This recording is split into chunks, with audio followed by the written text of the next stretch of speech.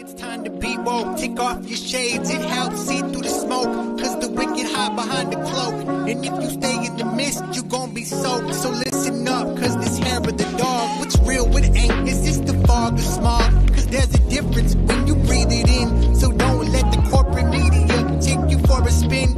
This that morning show, they put you in the know. So I hope that you ready, cause all we do is go, go, go. Yeah, come get your info, you gon' be like, whoa. Hair of the dog, we bout that, ayy. We in the song, we out here, yeah. Speeding the fact. Good morning, everyone. Welcome to Hair of the Dog. I'm Andy Kennedy. It is Monday morning, and it certainly feels like one. Thank you very much for tuning in this morning. With a bit of a treat for you. We have special guests coming on.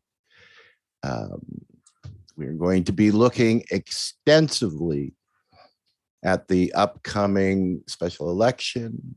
It looks like that's going to be happening in California, and all of the interesting candidates that are coming forward in terms of I would like to, I think I'm safe as saying a complete cornucopia of differences in candidates, kind of not unlike a circus performance, but that be California. But certainly it'll be an interesting race. But we're going to dive right into that. Thank you for tuning in. We are members of the Fred Hampton Leftists. Please like and subscribe to our YouTube channel and our other platforms that we go to. So I think we should get started this morning. And that starts with the introduction of my so lovely and talented co-host, Ms. Carrie Barber. Good morning, Carrie. Hey, good morning, Andy. Thank you so much for the lovely introduction, and welcome to Monday. Woot! Happy Monday to everyone here. Hey, Optimism, thank you so much, and good morning to you, Malik, Clary. Thanks for joining us. Everyone else, if this is your first time joining us this morning, welcome, and please know that this is live and interactive. So we do want you to weigh in on the chat, your opinions and thoughts and ideas, because overall, that makes for a much better conversation. So thank you for joining us, and do drop something in the chat, and let's get all of this started. I will have, if you're tuning in on our YouTube channel, Fred Hampton Leftists in particular, I'm going to do a couple poll questions this morning. So I want you to weigh in on those. And if you haven't already liked and subscribed to the Fred Hampton Leftist YouTube channel, please do that. We're trying to get to 10,000 subscribers. So also good morning and a warm welcome to all of the people who are listening on iTunes, iHeartRadio, and other podcast sources through the House of Public Discourse. We are proud to be part of that particular network too. So thank you so much. And Deborah, good morning. She says, back to working normal hours, so I can't watch live anymore. Have a great show. Well, Deborah, we'll be thinking of you, and please do tune in and watch us on the replay, because I think you're going to hear some pretty interesting things, not just for California, but also for the rest of the country, some things that you might want to consider as part of your civic duty. Hey, Mike Toller, we haven't seen you in a while. He's been working. He says, first time? Nope, just MIA for months. I'm finally free on a Monday. Welcome back, Mike. We really appreciate your commentary and joining in on this particular broadcast. So any other questions that you have, comments, whatever, weigh in the chat. But we deal in facts here, critical thinking. So if you're going to try and jump in with contrails or something like that, no, it's not going to work here. And we pull in everybody. It's a unifying conversation, right, left, center, don't care. Just we stick to the facts here. So good morning, everybody, and let's get this started. Oh, Narissa, my favorite. Good morning, Narissa. Hello. Oh, wow. Optimism says Fred Hampton is right now at 9.55 thousand subs. So let's see if we can't get to 10,000 today on this program and celebrate just a little bit. So All right, before we get into our topic and introduce our very special guest, Andy, I want to check in with you. What's going on? How was your weekend? Anything that you want to cover this morning? No, I'm actually I didn't really prepare anything in terms of what's happening. I think I don't want to take too much of the bandwidth in terms of our show, because I think we have a lot to cover today. It was nice for the first time in a while to not have to go anywhere this weekend. I got quite a bit of things done around the house here and put my feet up, and got a little bit of extra editing done that I do on the different platforms that I work on. So no, it was a pretty good weekend. Yourself, Gary, did you make some more bricks this weekend? No, we did not. We actually did something a little bit different because of COVID here. So for those of you who did not meet our lovely new assistant here as part of the Summit Leon Echo Village, Devin he's a tea nut and an aficionado on it. So with Devin here, we were going to try and do a hike at one of the tea shops.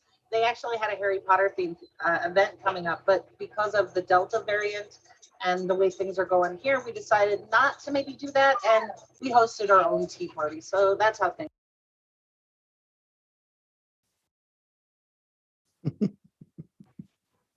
Oh, sorry, I had to yell at my dog. So, but that was pretty much it. So let's just move forward for something really big happening tomorrow in California. And I know that most of us about my age have recognized when this happened before, and it was a veritable clown car. I'm talking about the first recall election under Governor Gray Davis in California, and there were like 302 candidates vying for that position. And this is for me, for politics, this is really interesting the way this policy works. So tomorrow is the second successful recall efforts to get this on the ballot before California voters. And there are 46 candidates vying for the job if the recall goes through. So what's interesting is the ballot tomorrow for California voters has two questions. Should the governor be recalled? And if so, who would you like to be the next governor? So if you remember, this is how Arnold Schwarzenegger became governor. So if the first question fails and the recall does not happen, then California retains Governor Newsom. But if it does pass, now we've got a whole new ballgame, and we can have runoffs and all of this other sort of stuff. So yes, but let's bring on our guest, a very special guest today. This is Dan Kapelovitz, who is running as a Green Party. This is your viable third party, everybody asks for it, Green Party candidate for governor. So Dan, good morning. Thank you so much for joining us. Good morning, and it's I tell people to remember to pronounce my name Dan Kapelovitz, or vote for Kapelovitz just for the hell of it. That's how you can remember how to pronounce it. Wow. Yep. I love it. A dad joke that I didn't think of. So thank you. Yeah. Thank you. I appreciate that.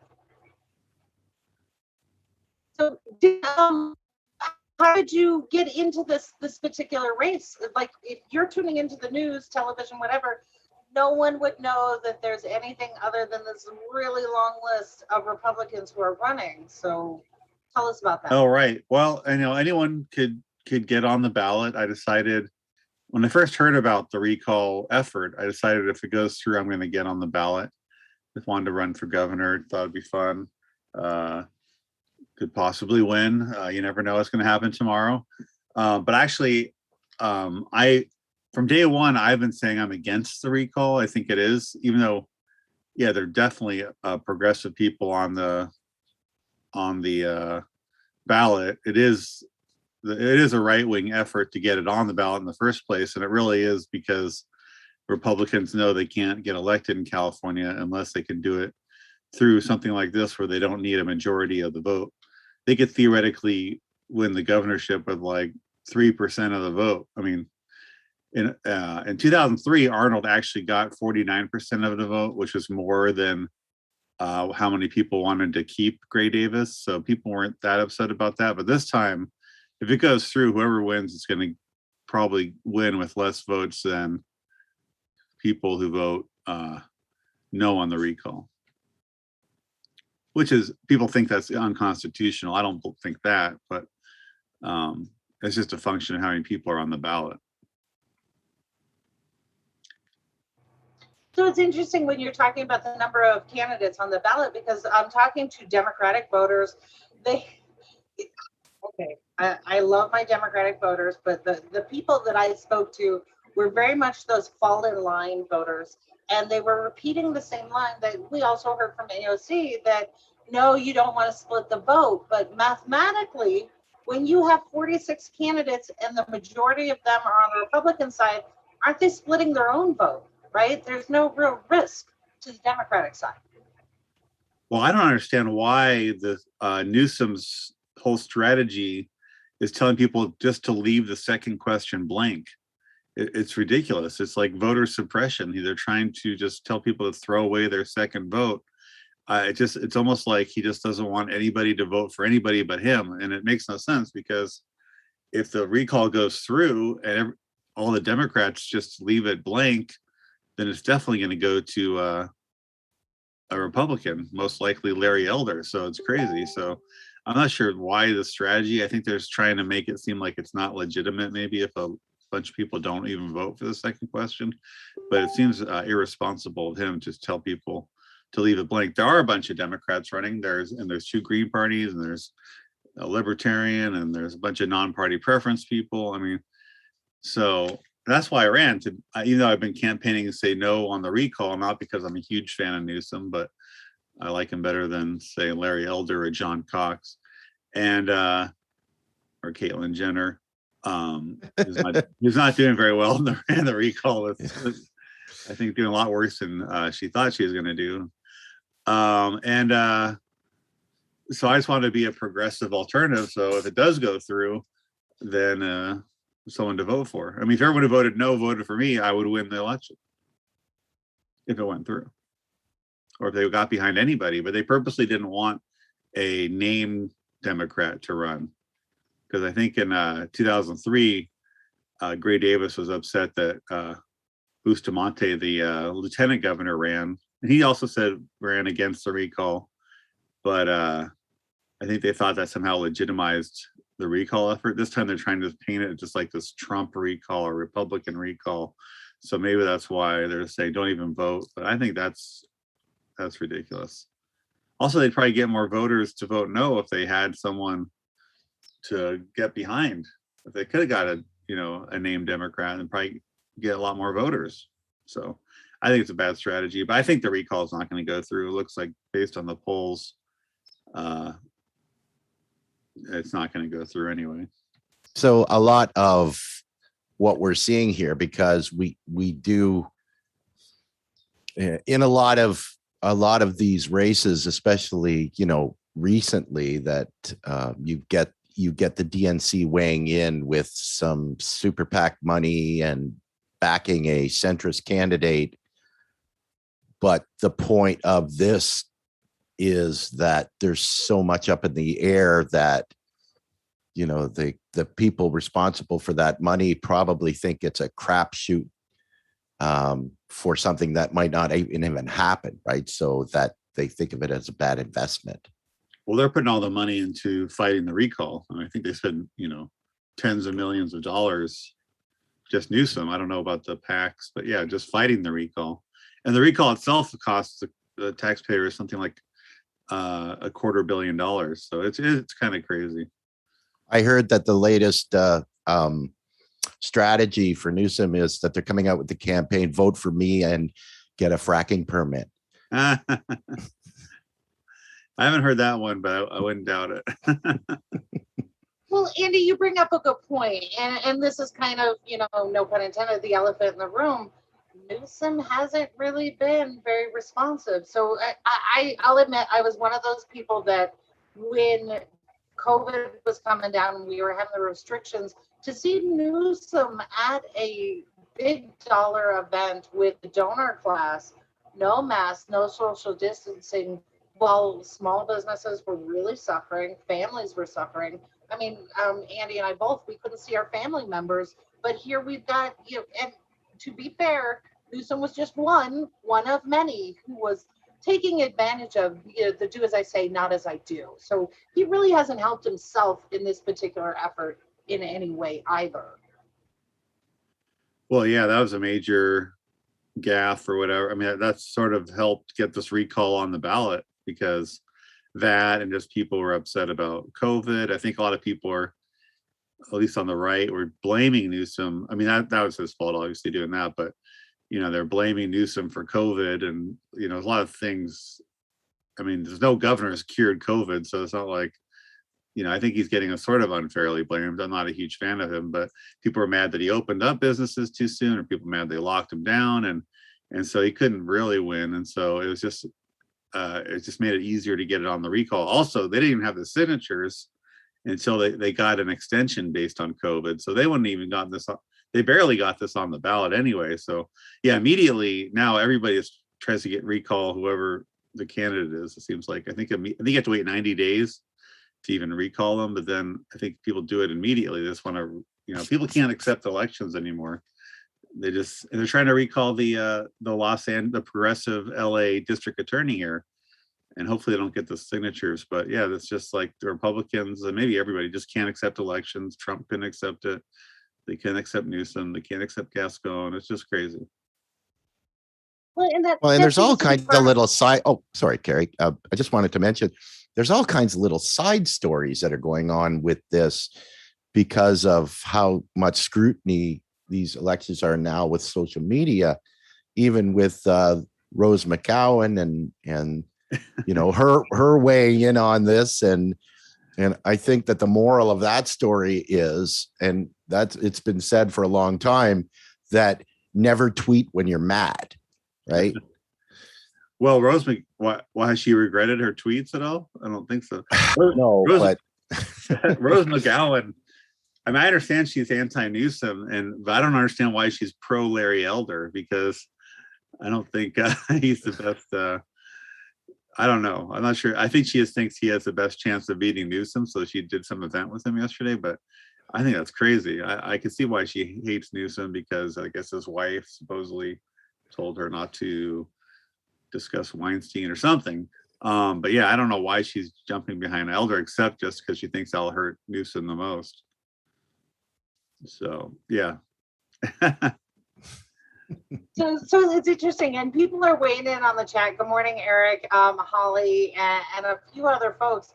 We're talking about this recall effort, but here are the facts, and you pointed it out. This seems to be a Republican Party tactic in California in particular, because there were 5 prior efforts to get this on the ballot to recall Newsom, and each and every one failed. And this was even before COVID was a thing. So the Republicans just immediately just do the recall. It's kind of like the Hail Mary pass for the football analogy that they're trying to do. And this one just so happened to work. So this is the 6th attempt. They actually got it on the ballot. And for those keeping score in California, it requires only 12% of the voters in the last election to get something on the ballot, in this case, a recall. So that's a really low bar for them to have to achieve, and for them to have failed 5 times prior with Newsom. Now they've got it. So are you feeling confident that the recall will not go through tomorrow? Just on the polls, I don't know if you can trust the polls. It seems like it was really close for a while. It's about 50-50. Newsom, or the Democrats, they totally pushed this election forward. I thought it was going to be in November when I signed on to it, and then all of a sudden we found out it's September 14th that we have, I can't remember how many days, but we barely had any time to prepare, because we were told basically the Thursday before 4th of July weekend we had to get a certain amount of signatures, and we had to turn them in the Tuesday. So it wasn't even like one full business day. And then we had to, get other signatures later if we couldn't get the ones that day. And we had almost no time. And so I think at that point, Newsom thought, because that's right when people thought COVID's over. If if you have the vaccine, you don't need a mask, you go anywhere. So I think people were all really optimistic for about a week. And that's when they decided when the election was. So they thought, let's push it up. So hopefully there won't be like a bunch of forest fires and blah, blah, blah. And then I thought it backfired on him, because then things got pretty bad, and then the recall effort looked like it was gonna pass. But then lately, I don't know, it's just some money they spent on it and the campaigns and they got all the big name. I think Biden's coming today, or they had the vice president, Bernie. They got everybody on their side now. The mainstream Democrats. And also, I think it helps also because this is, I guess, the first time that every single voter got a mail-in vote. So it's going to be pretty easy to vote.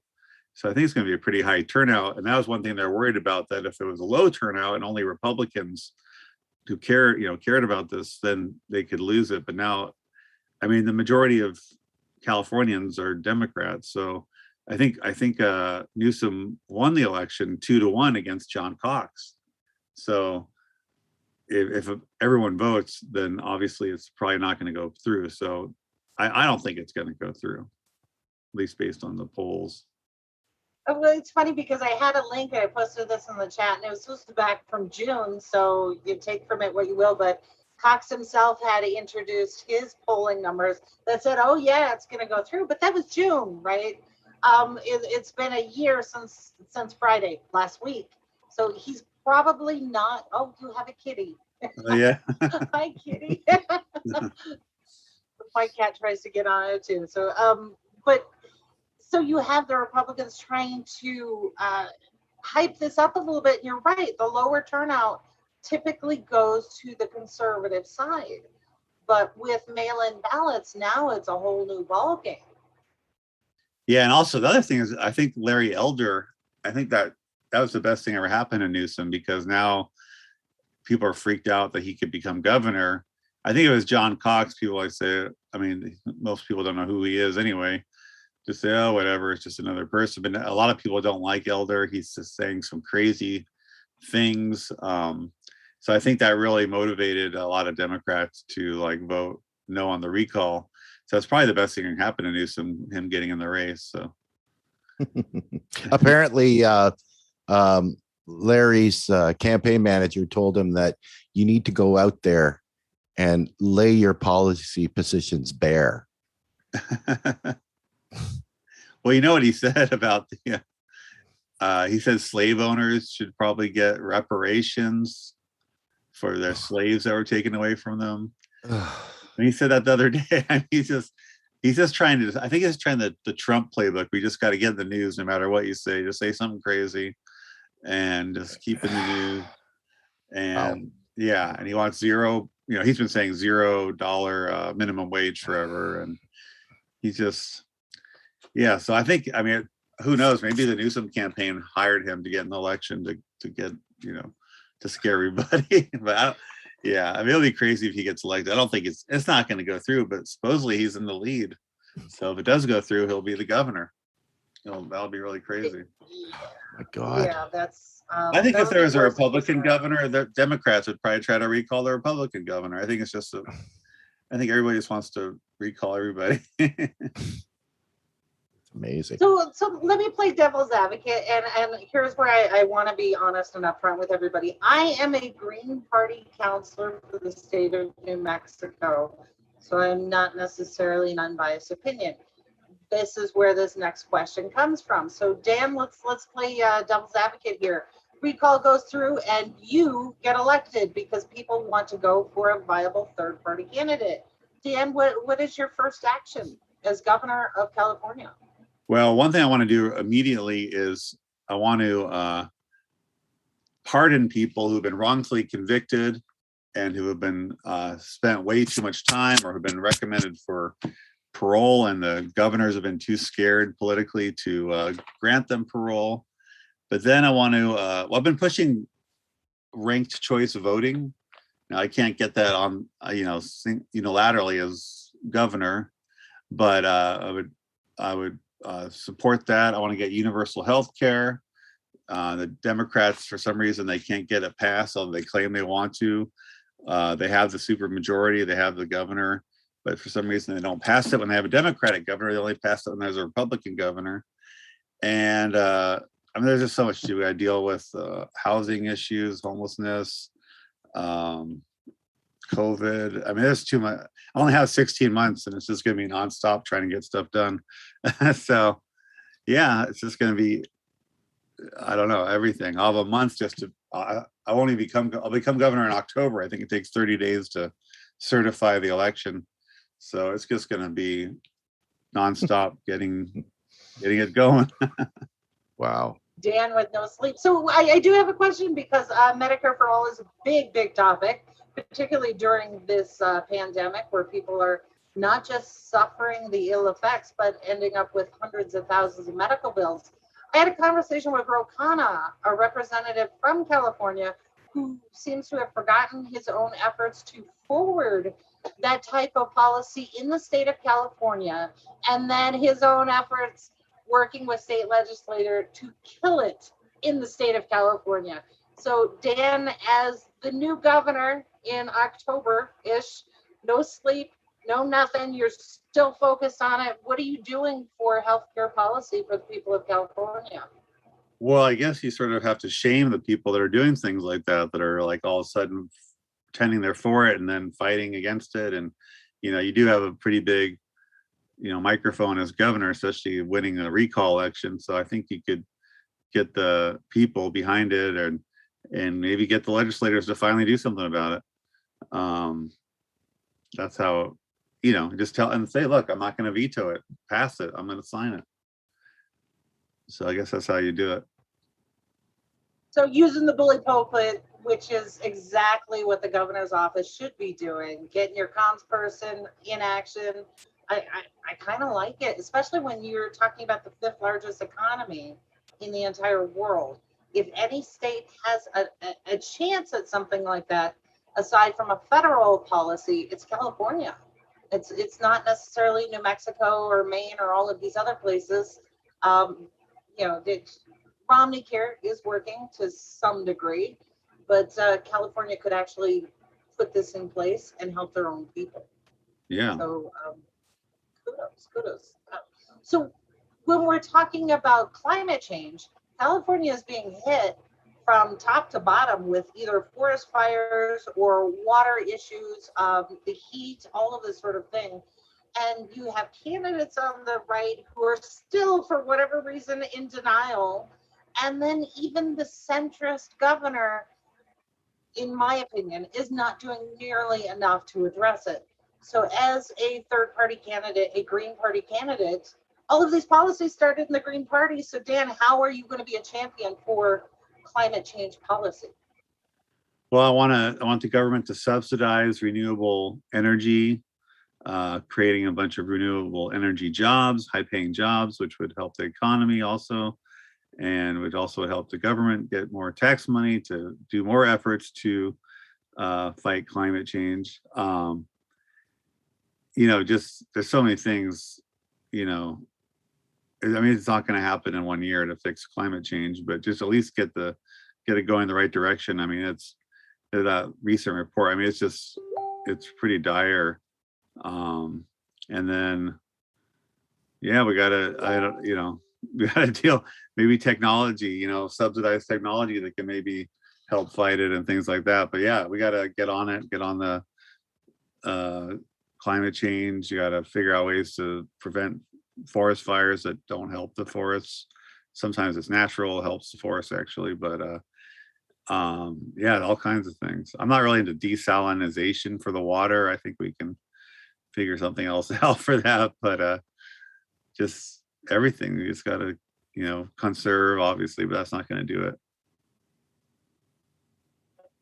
So one thing that I thought was interesting, and I was talking to the chair of the Green Party in California, this is something that you don't often see. The Green Party has endorsed a no vote on the recall. However, they are asking people to vote for you on the second question.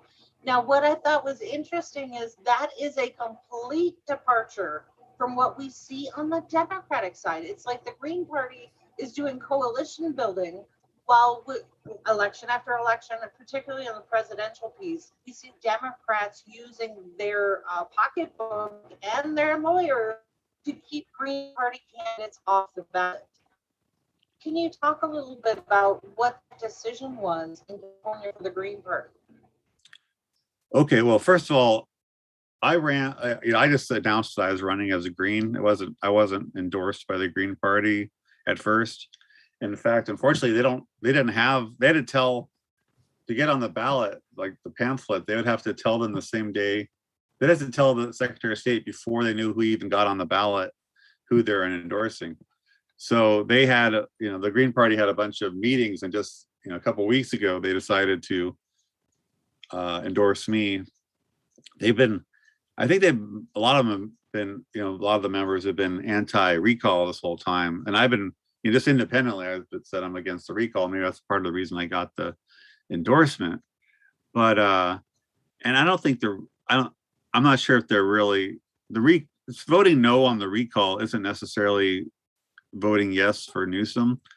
So I think it's more, they don't want Larry Elder or someone to be governor more than that they're, building a coalition with the Democrats. But, that's how I am. I'm not like, that's why I don't think it's unconstitutional, because they're saying, well, he could get more votes. Well, he's not really getting votes. A no on the recall is not a vote for Newsom. It's just, there's two separate questions, whether you want him to get recalled and whether who you want to replace him if he does get recalled.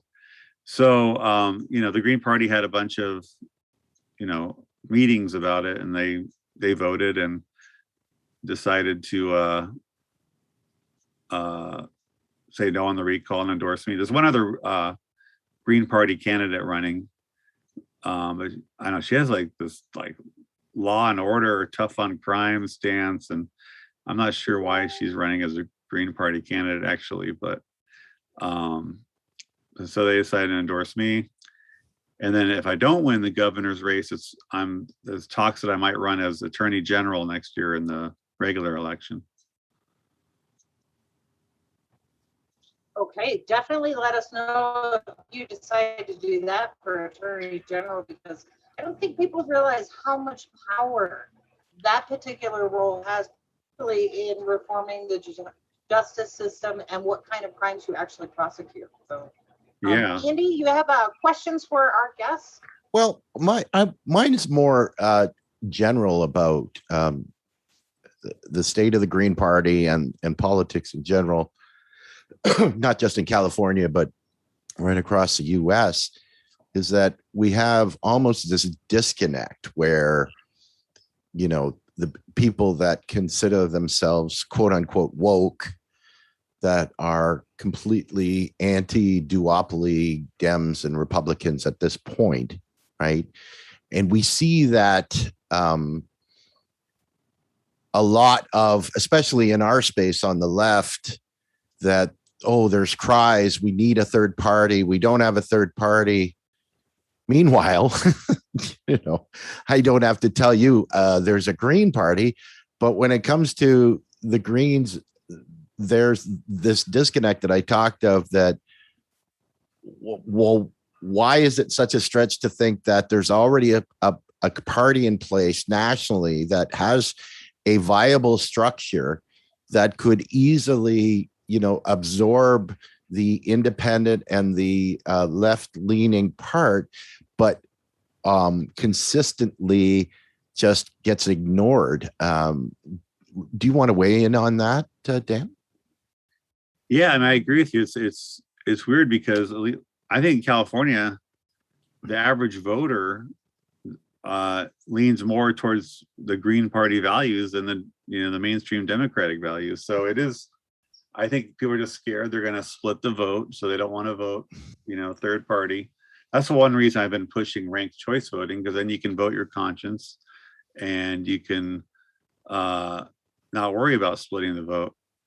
Also, proportional voting, so you could get some Greens in there, you get some right-wing third parties too, and but it's going to better capture the true will of the people. Same with ranked choice voting. It's going to you can vote for who you want. It's going to capture the will of the people. And if, the majority are either Democrat or Green, then maybe the Democrat's going to win, but it won't let the Republican kind of sneak by. It was sort of what happened in Florida in 2000. Nader and Gore had way more votes than Bush and Pat Buchanan, say. And so if you had ranked choice voting, then Al Gore would have won that election. So I think it is better to do that. Now, it might not mean the Greens going to get elected, but they'll definitely get more votes because people won't be afraid to vote for Green. So, and then that the more votes you get, it's what keeps you on the ballot, gets you in debates, and so it is, can build and build. So, yeah, I think that in the U.S., the name Ralph Nader will always be triggering for quite a number of Americans on either side of that fence.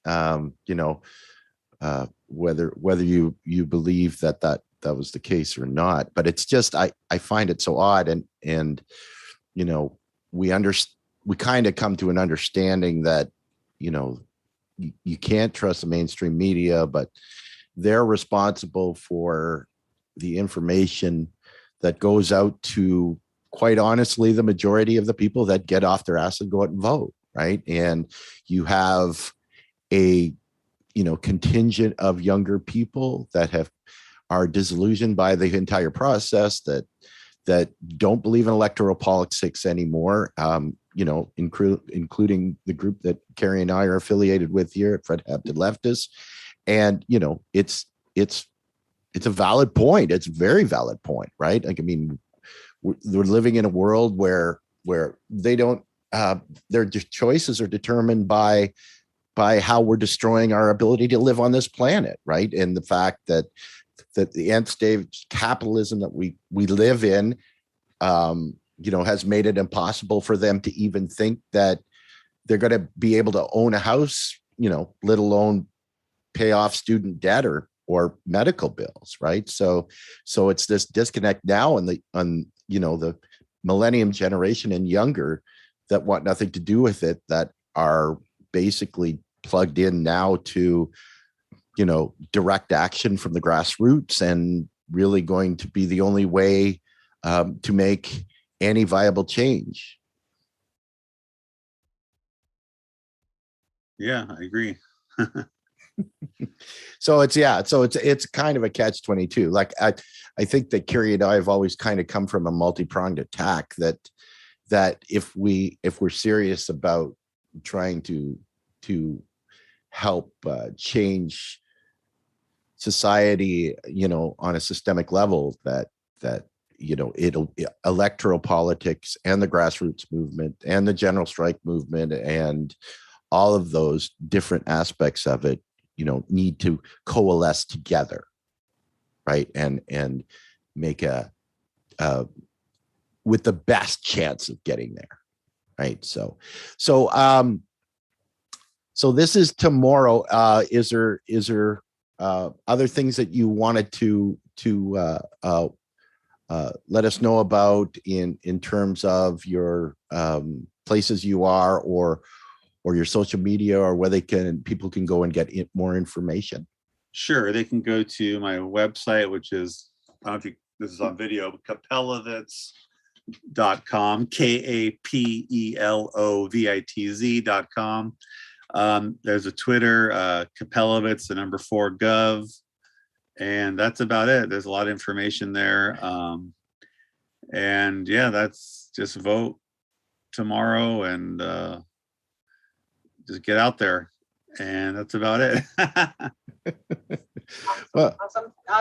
Thank you, Dan, so much for joining us and standing up for the Green Party in particular, being a representative. And I think, as a Green Party member myself, I always hear, well, Greens can't get elected. And then I get to point to 1,400 different Green Party members elected at just about all levels across the country. So thank you for helping change that narrative to offer something a little bit different than the flavors of red and blue on a ballot, because as I've said before, the more we have that kind of competition of ideas, the more we can stick to policy discussions and not team jerseys. So I really appreciate you stepping up to run, and also, taking a responsible approach, in my opinion.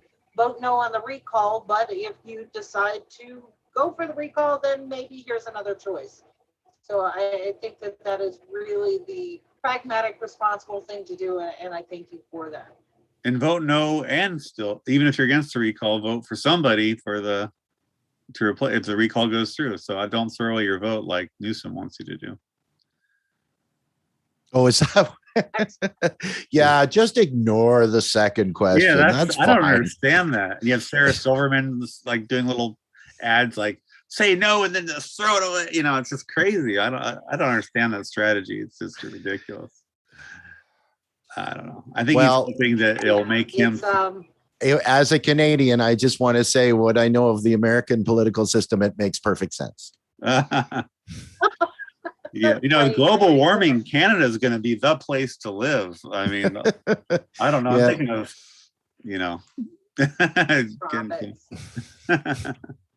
all right. Well, I want to make sure that we do it in terms of, if we're going to invite Americans to live with us, I want kind of like a game of hide and seek. Give us a couple of minutes to go find a place to hide, before you come across. Yeah. All right. Yeah. All right. Thank you, Dan, and good luck to you tomorrow. And maybe we will have a new governor, and it'll be a Green Party governor. So good luck, and thank you so much for your time this morning. All right. Well, if elected, invite me back on your show, and I'll give you some updates on what's happening in the and maybe some nice cushy cabinet positions. Oh, right. Yeah. Okay. Perfect. All right. Well, thanks again, and I'll talk to you all later. Thanks so much, Dan. It was really a pleasure having you on, and good luck tomorrow. All right. Thanks. Yeah. Bye. So, Carrie, that was an interesting interview. I still have one complaint. It has nothing to do with Dan. This is about all the people in the chat who are from California. Help me understand, when I'm looking at your laws, the law that gives you the ability to recall your politicians, it also gives you the ability to end qualified immunity. When we talk about Black Lives Matter and all of these things, it's got to be more than a tweet. It's got to be more than just a hashtag on your social media. If you guys can recall a governor, why do you still have qualified immunity as a policy statewide? If 12% of you can sign a petition, get it on the ballot, and vote no and end it.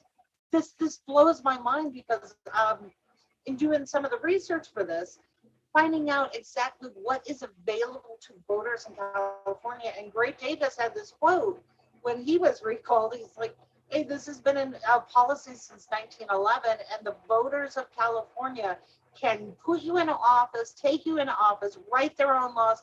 They have final say. So California, what the hell are you doing? And I'm going to be hard pressed to understand why that is still a thing for you. So that is just my little admonishment for the voters of California there. Handle it. Get it done, because you as a taxpayer, you are paying for every lawsuit, every wrongful death, all of those things that go against, in particular, your police force. You're paying it out of your property tax, which means it's not going to your schools. It's all your local municipalities are being starved because of this. So whether you're conservative or you consider yourself more of the liberal side, there is no reason that this should continue, and yet you allow it. Why? But so that is my only thing. Chasing dragons, liberal policies have continued to hurt California. We're just not allowed to say it. Like what? Chasing dragons? What? Name this liberal policy that has hurt California. I was talking to a gentleman at the New Mexico State Fair who called California communist, and I started laughing because I'm like, do you know what communism is? That's not California. So chasing dragons, welcome. This is your first time on the show, and that bullshit comment does not fly here. You got to back it up with something. Liberal policy like what? because I would not consider Newsom liberal. He's a centrist. So help me out here. So yeah, anyway. Andy, that's all I got. I could just on that comment alone, I could do a full hour. So, yeah. Okay, settle down. Have a breath. Out with the bad air, in with the good.